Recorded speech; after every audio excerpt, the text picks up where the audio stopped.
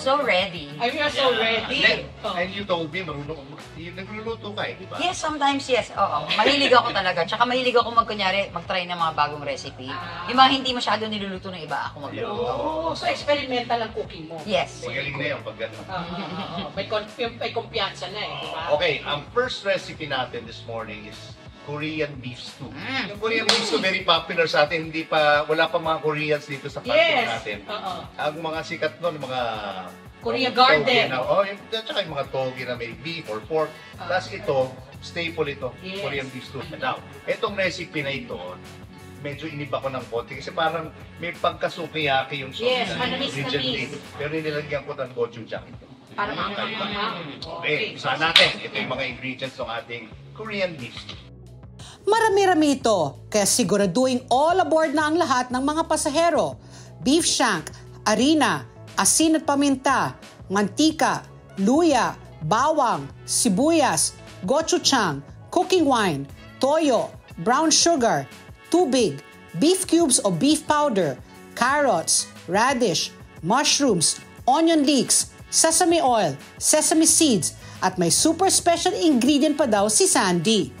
Anong una natin gagawin, Sandy? Okay, ang una natin gagawin, i-coat natin yung beef in cornstarch flavored flour, which is salt and pepper, tapos yung beef natin. Now, yung beef, marami mga cuts pwedeng gamitin dyan. Pero para sa akin, isa sa pinakamasarap na cut ng beef is yung shank o yung kimchi. Kaya lang kailangan mong palambutin kasi yun ang pinakamatigas na part. So, ang gusto ko rito kasi yung liquid Yes. Yung gelatin, di ba? Kung kayo, ay parang ako, gusto nyo na may taba ng konti, brisket, beef brisket na cut ang gagawin. Okay, halo ko na to ha. Yan. Yes, o tinan mo, alam niya talaga. I grew up in Korea. In Korea. Sarap ng Korea. Hindi ko doon yung Tsaka ano sila, parang hindi siya katulad natin na bawat lingon mo, iba yung cuisine. Ito talagang wala pang iba. Puro Korean naman. Paano to? Shake mo muna, shake. Shake. So that mag-mix yung flour at saka yung soft drink. Shake. Ako, ito yung gusto ko dito, yung utak. Yan, yes, ayan naman ako. Yan naman ako. Yan ang nagbibigay ng mga flavor. Oo, kaya nga. Pero kung kayo ay may taas ang cholesterol ninyo, syempre yan ang iiwasan ninyo. Pat, lagyan mo muna ng oil dyan. Sige, tapos pa. Gaano kadaming oil? Siguro mga... Kung saute lang naman to brown it, no? We will shake it with the... Alam mo maganda rito kasi. Very maganda yung distribution ng ano yan. Ideally, nilalagay sa Ziploc. Yes.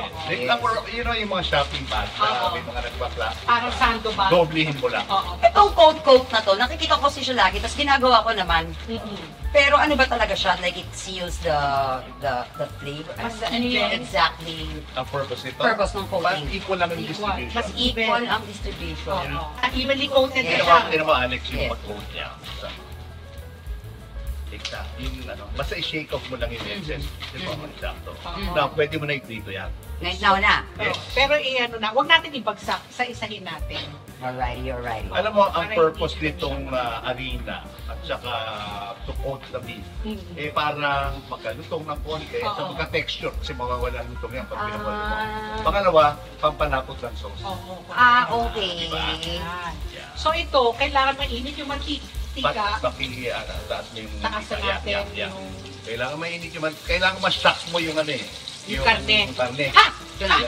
This is an important part. No shortcutting. Kasi so hindi siya pwedeng add-on na lang yung in the future. Kasi ang gusto natin dito, like you say, gusto mo sa kanin, gusto mo pag lumapot yung sauce mo, binuhot mo sa kanin, kumakain. Yes. Hindi lang yung dumadaan. Hindi labnaw. Sa lapot. Ayan na. Sige, balikan natin to. Pagka na-brown na natin. Brown natin. Okay, na-brown na natin. Na-brown na. Actually, matigas pa yan, di ba? Oo. Tapos patlagyan natin ng konting oil. Kasi ano nangyari? Oil, yung harina, uhaw yan Ininom niya lahat ng oil. Okay. Wow. Gano'ng kadaming oil? Konti ba yan? Umpisa tayo ginger. Igisa na natin yung mga gulay-gulay. Pinakamatagal maluto Luya. Ginger. Yan. Garlic. Alam mo, imagine niyo yung mga nilalagay natin mga ingredients. Kasi pag lalo na pag mahilig ka kumain, may imagine mo ito. Pwede na. Yes. Onions naman. White onion. So, sandy onions can be white, can be red, or you prefer Alam mo, white? iba rin ang red and white. Matapang ang red. Red, Diba? oo. So, But white. may akit yung apoy. So, white dito para Yeah, hindi white. simulado ang lasa. Ayaw natin mang-agaw ng lasa yun. Oo. Okay. Alam mo, ginagawa nitong vegetables dahil medyo may liquid din siya eh.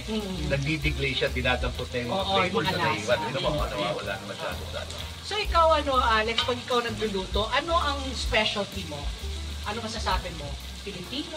Hindi, Pasta? mas ano eh. Pasta, kasi di ba, Yung dati mo Madali Italian. kasi yun eh. Kaya na ng kahit sino sa bahay yun. So Oo. parang hindi yun yung mga Hindi ka pinipilitan ko. na-challenge, oo. Ginagawa ko, binibigan ko lahat ng food. Kunyari, Ah. kunyari si Empoy, meron kami nagustuhang kalyos sa Baguio. Oo, oo. Like, gagawin kong vegan yan, pumunta siya sa bahay. Oo. Try namin, gano'n. But you're not vegan. No, no. Oo. Mahilig ako magluto yung mga Persian, ganyan. Mga exotic. Japanese. Magluluto rin ako ng Unexpected, Japanese. mga unexpected. No? Pares, yung pag Pilipino pares. Yan ang Pares. favorite ko. Masarap rin. Parang galbichin yung lasa nun, di Yes. ba? Masarap no, yung pares at saka galbichin. Similar, kasi Swedish flavor eh. Pero Pinoy yun, version. may ano yata yun eh, may taran. May star anito. Yes. Ito wala. Kung ibibigan mo itong galbichin, anong substitute mo sa beef shank? Sa beef shank, wala akong magagawa dyan. Feeling ko mushroom lang yan. Mushroom. Tapos, Tofu. dadamihan ko Tofu. yung radish. Yeah. Yes, Tapos, correct. tofu. Oo. And then, Sa salsa na lang. Gochujang. Ito Ito yung yung ibang- gochujang. Ito yung parang, ano na siya, garlic na siya sa atin. Oo. May Yeah. adobo gochujang, Yeah. sinigang gochujang. Wow, sarap. Di ba mo? Ako pwede rin sa halo-halo, red bean. Oh. Gochujang, halo-halo. Maganda na, tingnan mo. Yep. May amoy na, no? Naamoy mo na eh. Sarap ng gochujang. Oo, gochujang. Totoo naman. Brown. Ayan, brown sugar. Ito yung magbibigay na ng tamis, brown sugar. So, dapat brown, hindi white sugar. Also, sa Yes, tamis. yes. Anong difference sa paglasa sa brown Mas sugar? matamis sa white? eh yung white. Mas Tama. matamis. Mas mild ang brown. Saka mas healthy daw yung brown. brown. Ito, nagulat Kasi si Alex mas dito raw. sa ingredient. Yan ang hindi ko nalalagay kapag Ano yan? nagluluto ako nito. Ano yan? Pears daw. Pears. The Pears, fruit. Yeah. Yeah. Chop pears or chop apple. Apples. Oo, pero yung pala yung pampatamis kasi akong ginagamit ko ketchup para tumamis. Kasi nga hindi ko mahuli yung may kulang para Kakaiba, gano'n. may kakaiba. Hindi ko alam na pears pala ang ingredient. Yes. Now I know. Okay. Okay, my Hindi ko friend. rin alam. Ito, Alex, ihusan mo siya ng broth enough para lang matakpan Okay. siya. So, ito, beef broth Cover. to cover, to simmer it. Isa pa? O, di ba? Di ba? At saka, nakalubog sila sa atin. Lubog lahat. Sabaw lang. Ilubog ko na. Yan. Hindi naman. Ayan. Okay. Hindi kasi Yeah. absorb yun. Okay na yan. Nalalapot Okay na yan. yan. Now, ang gagawin natin, ito pinaka-importante sa pagpalambot. Kung ang beef, let's say, hindi na pinalambot natin at walang takip, tagal niya nag-evaporate. So, Oo. matigas pa rin. Oo. So, key talaga is para pinipressure cooker mo, tatakpan. Takpan na natin. So, sa mga shank sa Pilipino, ang sa 4 Pilipinas hours. kasi yung beef shank natin, anti. Tagas eh. Yes. oo. 2-3 hours. Ako 4 hours. Oo. Unless may pressure cooker ka. Yeah. no? Pressure cooker, siguro mga 5 45 minutes to 1 hour. Fasten your seatbelts at maya-maya lang ay lalanding na rin ang malambot na beef shank. Yan na, finishing Okay, touches. ito na, finishing na. Ang Napalambot gagawin na natin, naalala mo yung Korean beef stew natin. Oo. Kahapon pa to. Kahapon. Tingnan, gising pa tayo. Apat na oras ito eh, di ba? Wow. Ayan, Diba, kumukulo yung, na. yung lapot nung sauce Yes. galing doon sa flour. Gets Ano ko na. Okay. Doon sa flour, ayan. So ito na, lalagyan na natin yung Mushroom. mushrooms. Tagal yan eh, palambot eh. Oo. Alam mo, napansin ko sa mga vegetable vendors ngayon, may mga mushrooms na mabibili. Yeah. Fresh, marami na. Oo. Tsaka maraming variety na. Yes, correct, May correct. shiitake. Oo, may dati straw parang mushroom. canned lang yung meron canned tayo lang, eh. Cotton mushrooms lang. Oo. Okay. Ngayon, iba-iba na. So, carrot. Lagyan natin mga 10 minutes. So, carrots naman. Oo. Yan ang matagal talaga rin, ang carrots. 2 days. 2 days. Radish natin. Itong radish neutral dito parang singkamas eh. Oo, Kung labanos. anong sauce ang bigay mo sa kanya, yun ang pupulusin Sip-sip-sipin. niya lasa. Correct. Diba? Oo. O, lagyan natin. Naka 5 minutes na tayo. Lagyan natin yung ating... Labanos, mustasa. Yan. At saka mayroon Pa. pa. Pero naubos na. Oh. Si Bahay Kubo. And then, sesame oil. Ito na yung pabango bago natin nilabas siya. My friends. Ano? Tikman natin. Manila. Tapos ang topping natin, sesame seeds Seeds. at saka yung ano. Spring onions. Eh, Onion cakes. yeah. Mm. Sabihin niyo sa akin kung ano pang kulang. Parang ako kulang pa sa alat. Alat. Kulang Pero na masarap. Now, ito, example nito, tinikman natin, kumulang, then dagdagan ninyo. Yeah, madali naman Yan na yun, but that's it. Yes, Pero pakuluan sa- natin. Pwede mo pang dagdagan ng gochujang kung gusto mo. Ako nga eh. Ako okay ako.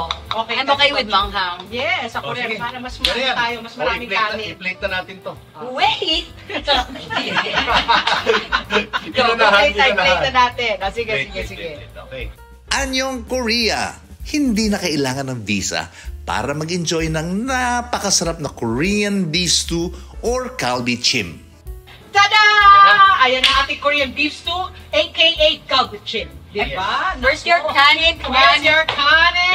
Pero kakaiba because normally, Ah. yung kalbichim na alam natin, walang gochujang. Oo. Pero maganda yung may kalabit. Parang may konting kulay, anghang. di ba? Oo, ang Yes. ganda ng kulay, no? Very appetizing.